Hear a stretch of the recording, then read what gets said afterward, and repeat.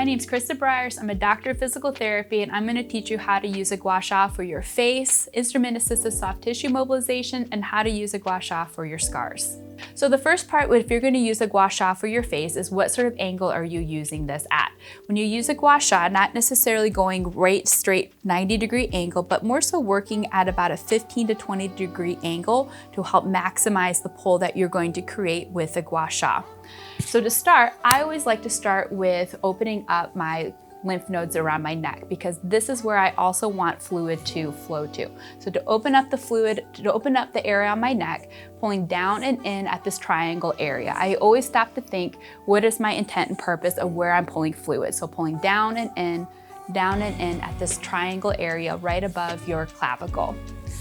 So pulling down and in.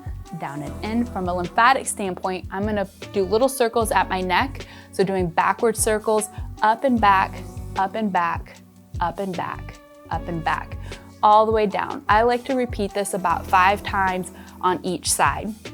My next move, I'm gonna come to in front and behind my ear, and I'm going to open up my ear, doing little circles, up and back, up and back, up and back, up and back. Once I've done that, then I like to start my gua sha routine. So the first thing I like to do is apply oil on my face. You don't want to use a gua sha on a dry face. It's not going to glide very well. So I'm going to put some oil on my face. I have grapeseed oil within my pouch, but there's other oils you can use as well. So I'm going to rub oil onto my face, and then I'm ready to use the gua sha now. So once I have the oil on my face, I'm going to start with making an anchor point on my helping hand, and then take that 15 to 20-degree angle and go along my jawline and working all the way up towards my jaw. You can use a flat angle here. You can also use the curved edge. I like to repeat this 5 times through here. I do think the jaw is a really nice place to maybe go a few more times, just because sometimes you could feel a little more stagnant in certain areas, especially like around through here and underneath the jaw. Once you've done that 5 times, you can do up to 10. Move on to the next spot. I like to anchor right around here, right around the sinuses, and right underneath the cheekbone. You can work through there. You can really work to open up through the sinuses. This is another area. You can use the curved here and work through the cheekbone. You can create a really nice contoured moment for the cheek. You can come underneath the eye right here and also nicely work along through here. I will sometimes use an edge. You can kind of comb underneath here as well to loosen up anything as well. I also like to come through the corner of the eye and work all the way into the hairline. Working all the way into the hairline helps connect the face into the scalp. Everything is connected through the face. Again, repeat 5 times, but you can do more. I think coming into here, this area, doing a little more zigzags into the scalp can also feel really good to work through the muscle of the into the scalp, your temporalis. Another place to work through the gua sha, the forehead. So coming up, but right where the eyebrow meets, and pulling up and going all the way back into the scalp. Again, the forehead connects to the scalp, so let's work the tissue all the way in. And I go all the way across. I like to create an anchor here and then also pull up through this area. Once you've done that on one side of the face, you can repeat the other side of the face. Some other areas that it's nice to use the gua sha is at the base of the neck. So I like to come through here, take the 3 curves and come to the base of the neck, your occiput, and kind of work through this area. I sometimes will hold it and move my head also side to side to also do some functional muscle release through here too. Muscles here as well. So working along through here, the traps, and pulling down through there. Another place you can use a gua sha for is instrument-assisted soft tissue mobilization. For example, for this video, you can use it on your forearm, let's say quad, IT band, anywhere along that.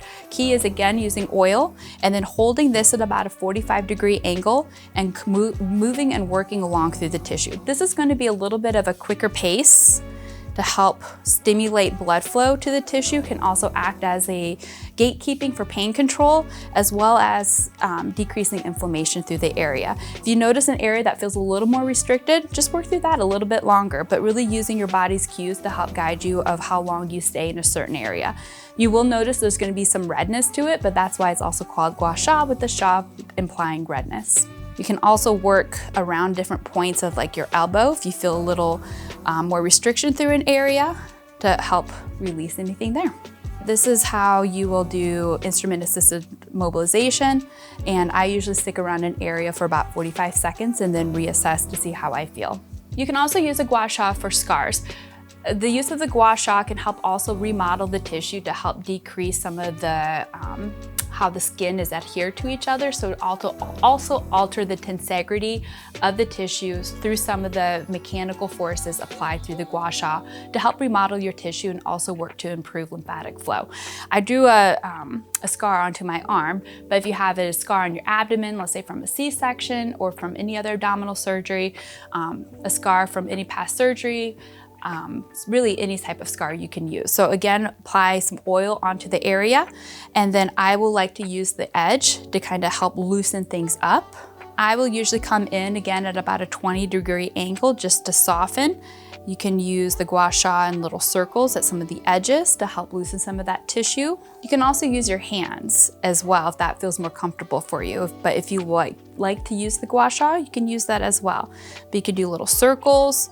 You can do a little more cross friction directly over, and then like I said, the teeth mark here will also help loosen up some of the tissue. It's important to have a good moving scar because one, it improves the tissue quality, improves lymphatic flow, and then also you can help make the scar look a little prettier as well.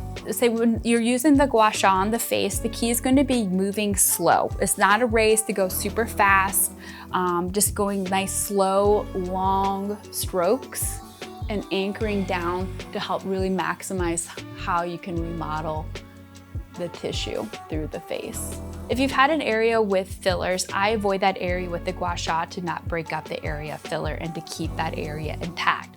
I'd work around the area where you might have had any sort of fillers. If you'd like to learn more information about the lymphatic system, facial sculpting, and the other services I provide, follow Cryowellness Studio on Instagram. I hope you found these videos helpful for all the different ways you can use the gua sha. The key with anything is consistency to help remodel your tissue.